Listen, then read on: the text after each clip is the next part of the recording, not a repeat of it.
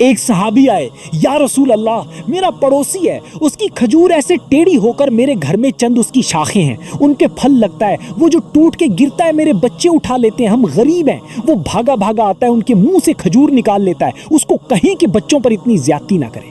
آپ نے اس کو بلایا، وہ منافق تھا، آپ نے اس سے فرمایا کہ بھائی ایک سودا کرتے ہو؟ کہا جی کیا؟ کہا یہ کھجور مجھے دے دو اور اس کے بدلے جنت میں کھجور لے کے دوں گا۔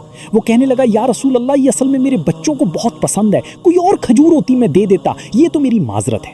وہ تو منافق تھا، اٹھ کے چلا گیا۔ ایک صحابی بیٹھے تھے، ہائے، وہ کہنے لگے یا رسول اللہ اگر میں وہ کھجور لے کے دے دوں تو مجھے جنت میں لے دیں گے؟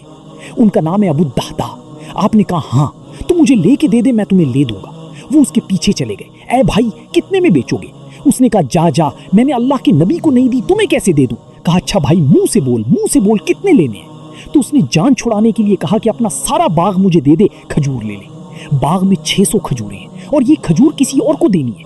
تو کہتا ہے پکی ہو، پھرو گی تو نہیں؟ کہا میں پاگل ہوں، میں پھروں گا، مجھے 600 کھجوروں کا باغ مل رہا ہے۔ انہوں نے کہا ڈن، کھجور میری، باغ تیرا۔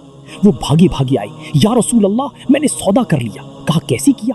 کہا سارا باغ دے کے کھجور لے لی۔ آپ نے کہا پھر میرا سودا بھی بدل گیا۔ کم من ازق رداح و دار فیاح لابی الدہداہ فی الجنہ۔